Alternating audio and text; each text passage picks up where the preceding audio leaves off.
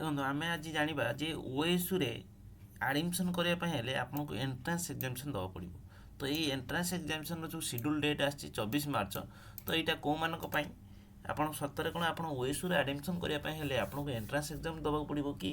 ମାନେ entrance qualify କଲା ପରେ ଆପଣ ଯାଇକି ଏକ୍ଜାମିନେସନ୍ ଦେଇପାରିବେ କି? ତ ଏଇ କ୍ୱେଶ୍ଚନ୍ ଆପଣ ଯେଉଁ ଏଣ୍ଟ୍ରାନ୍ସ ଏକ୍ଜାମିନେସନ୍ର ଯେଉଁ ନୋଟିଫିକେସନ୍ ଆସିଛି, ତ ତା ବିଷୟରେ ମୁଁ ସମ୍ପୂର୍ଣ୍ଣ ଭାବରେ ଇନଫର୍ମେସନ୍ ଦେବି। ଯଦି ଆପଣ ଚ୍ୟାନେଲକୁ ନ୍ୟୁ ଅଛନ୍ତି ତାହେଲେ ନିହାତି ଭାବରେ ସବସ୍କ୍ରାଇବ୍ କରିକି ରଖିବେ, ଯେଉଁଥିରେ କି ଆପଣ ପ୍ରତ୍ୟେକଟି ଅପଡ଼େଟ୍ ଆପଣମାନେ ଆଗାମୀ ଦିନରେ ସର୍ବପ୍ରଥମେ ପାଇପାରିବେ। ମୋ ହେଲ୍ଥ କଣ୍ଡିସନ୍ ଠିକ୍ ନଥିବାରୁ ମୋ ଭଏସ୍ରେ ଟିକେ ଗଡ଼ବଡ଼ ଅଛି, ତେଣୁକରି ଆପଣ ସେଟାକୁ ଆଡ଼ଜଷ୍ଟ କରିବେ। ଆଉ ଯଦି ଆପଣ ଟେଲିଗ୍ରାମରେ ଜଏନ୍ ନାହାନ୍ତି ତାହେଲେ ଆପଣମାନେ ଟେଲିଗ୍ରାମରେ ଜଏନ୍ ହେଇଯିବେ, ଯେଉଁଥିରେ କି ପ୍ରତ୍ୟେକଟି ଇନଫର୍ମେସନ୍ ଏଠି ପାଇବେ। ଯେଉଁମାନେ ଟେଲିଗ୍ରାମରୁ ଲେଫ୍ଟ ହେଉଛନ୍ତି ଇନଫର୍ମେସନ୍ ପାଇବେନି, ଏକ୍ଜାମିନେସନ୍ ଦେଇପାରିବେନି, ବାଗେରା ବାଗେରା ବହୁତ ସାରା ଜିନିଷ କୋର୍ସ ଆପଣ ରହିଯାଉଛି। ଟେଲିଗ୍ରାମରେ ରହିଥିଲେ ଆପଣ ପ୍ରତ୍ୟେକଟି ଇନଫର୍ମେସନ୍ ପାଇପାରୁଥିବେ, ଚ୍ୟାନେଲକୁ ସବସ୍କ୍ରାଇବ୍ କରି ରଖିଥିବେ। ପ୍ରଥମ କଥା ଦେଖନ୍ତୁ, ଏଇ ଯେଉଁ ନୋଟିଫିକେସନ୍ ଦେଖିପାରୁଥିବେ ଓଏସ୍ୟୁ ଅଫିସିଆଲ୍ ସାଇଟ୍ରେ ଆସିଛି।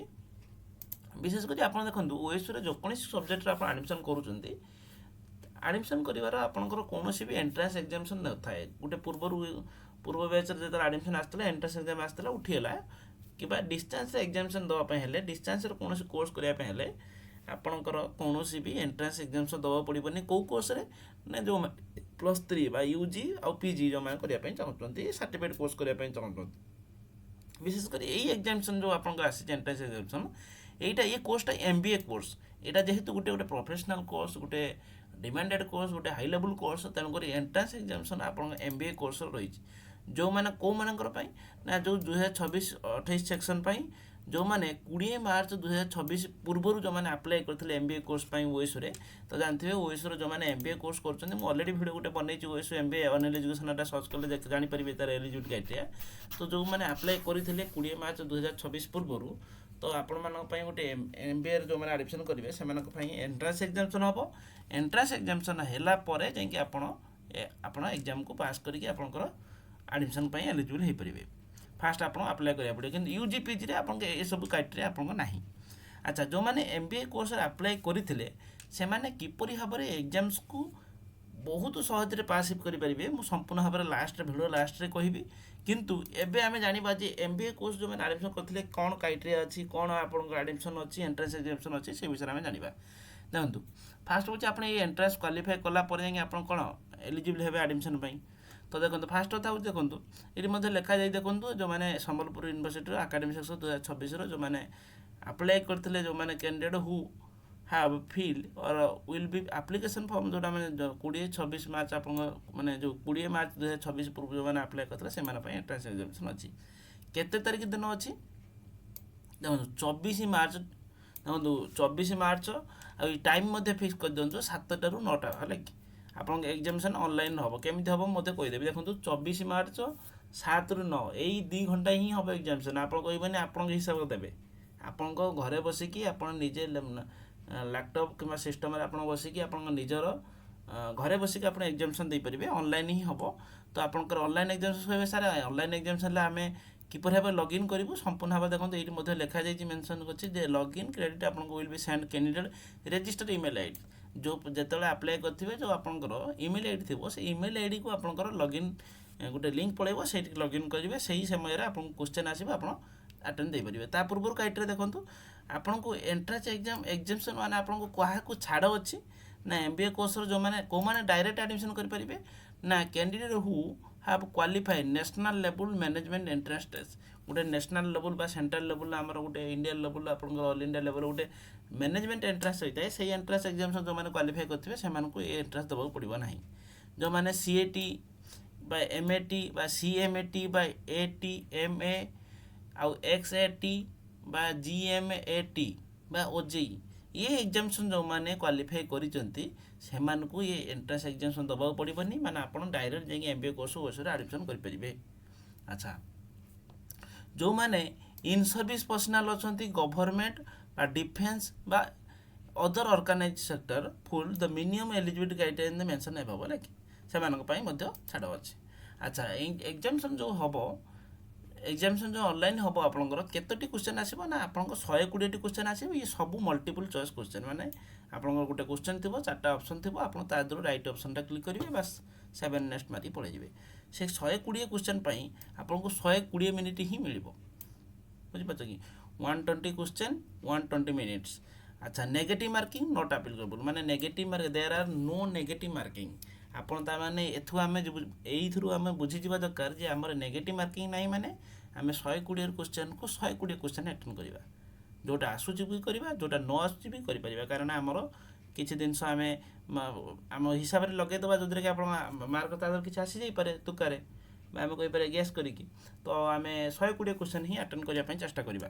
तापर असाइनमेंट एरिया माने को एरिया रू आपन को सब्जेक्ट रू क्वेश्चन आसीबो फास्ट देखंतु रीडिंग कम्प्रेहेंशन बा जोटा आमे कहउछन पैसेज कहउछन सेटार आपनकर मार्क आसीबो क्वेश्चन आसीबो ता सहित आपन वर्बल एबिलिटी आसीबो क्रिटिकल रीजनिंग हमर आसुची गोटा लॉजिकली एबिलिटी रीजनिंग आसुची क्वांटिटेटिव एबिलिटी बा आपनकर आमे अरिथमेटिक जोटा आमे कहि परिबा percentage profit loss time and work ratio ये सब आ गोटे होची अलजेब्रा आसीबो मॉडर्न मैथ आसीबो आ ज्योमेट्री आसीबो मेंसुरेशन मध्ये आसीबो डाटा इंटरप्रेशन जोटा आमे डीआई कहउछन सेटा मध्ये आसीबो आ पैराग्राफ आ summary based question decision making general knowledge मध्ये रहइबो आ करंट अफेयर मध्ये आल्सो इनक्लूड अछि आपन एई एरिया रे आपन क्वेश्चन आसीबो।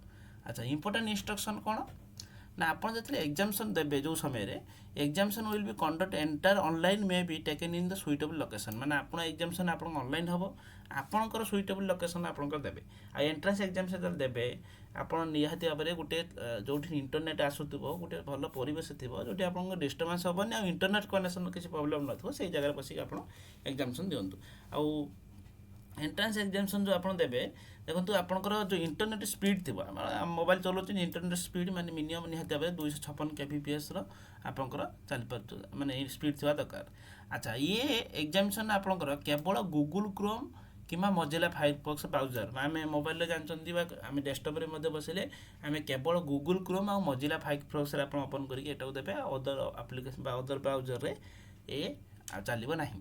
अच्छा कैंडिडेट में भी यूज डेस्कटॉप लैपटॉप और mobile phone with the internet connection माने से कहउछन जे आपन लैपटॉप दियंतु डेस्कटॉप दियंतु बा मोबाइल फोन दियंतु जोथरे एग्जामिनेशन दे परिबे मु चेष्टा करिवि कहिबि आपन माने जदी लैपटॉप के डेस्कटॉप कर दियंतु अरेंज जदी न होई परि देन आपन मोबाइल सहित आपन जानतु ता सहित examination must be taken strictly within the schedule date and time है आपन सही जो टाइम डेट मु कहिले ना सेटा स्ट्रिक रहइबा आपनकर जो 24 मार्च रहिछि आपनकर जो आपनकर मु कहैल ना 24 मार्च जो रहिछि एग्जामिनेशन आपनकर जो टाइम रहिछि 7टा पीएम रु 9टा पीएम सही डेट ही आपनकर सही टाइम रे ही अब एग्जामिनेशन आपन ता परे आ एग्जामिनेशन दे परिबेन तेनु करी स्ट्रिक जो डेट टाइम दिया जाइछि सही डेट टाइम रे आपनकर ता पूर्व मेल आईडी को लॉगिन पळे जाइतो सही डेट टाइम रे आपनकर बारी परिबे।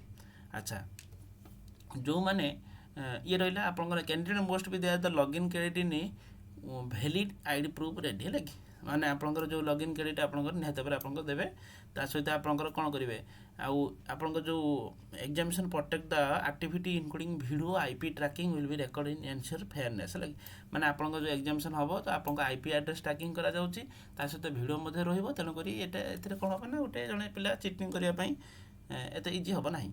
तापर होची switching minimum and closing examination window strictly prohibited like माने आपण स्विचिंग करें कि ये जो सर्च करके ये सब जिन देखी पारे इंटरनेट रू से जिन से कहते test automatic auto submit after the allotted time जब आप जो 7 ରୁ 9 PM जो दि जाइए 7 ରୁ 9 PM थर आप 9 PM भितर जब आप करें क्वेश्चन ताने आपको ऑटोमेटिक सबमिट हो बिफोर आमको 2 घंटा भितर जो 7 ରୁ 9टा दि जाइए 2 घंटा भितर 120टा क्वेश्चन आमको करार अच्छे ओके।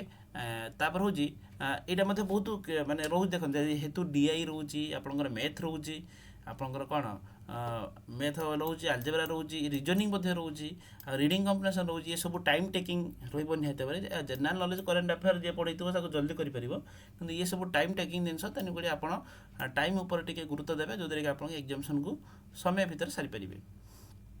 तापर हूँ टेक्निकल जदि इनकेस टेक्निकल एग्जामिनेशन देवा बेले किसी टेक्निकल इश्यू हुए ताने आप लग आउट करके आउ थे लॉगिन करदे आप सेम सेउटू कंटिन्यू करेंगे किंतु 2 घंटा भितर आपंकर जो लॉगिन क्रेडिट आप इमेल एड्रेस सेंड करा जदि आपंकर किसी क्वेरी थी ताने आपंकर इमेल आईडी यही फोन नंबर आपंकर निहत भाव आप कांटेक्ट करेंगे ये हूँ आपंकर केवल MBA स्टूडेंट मानी आउ लास्ट को रहा आपर एग्जामिशन किपर भाव में पास करेंगे एग्जामिशन पास करने जब आपको किसी प्रोब्लेम हो किसी गाइडेंस आवश्यकता अच्छी किसी क्वारी रोचे ताने मत व्हाट्सएप मेसेज करूँ निहत भाव फुल भाव में कंप्लीट गाइडेंस देवी जो द्वारा आपंकर एग्जामिशन को किपर भाव में इजी पास करके आप एग्जामिशन आप एडमिशन करेंगे मो व्हाट्सएप नंबर 6372885995 आ वीडियो डिस्क्रिप्शन अच्छी तो आप व्हाट्सएप मेसेज करेंगे मुझे कंप्लीट गाइडेंस करी तो निहत भाव में आप जो मैंने MBA स्टूडेंट अच्छा से एंट्रांस एग्जामिशन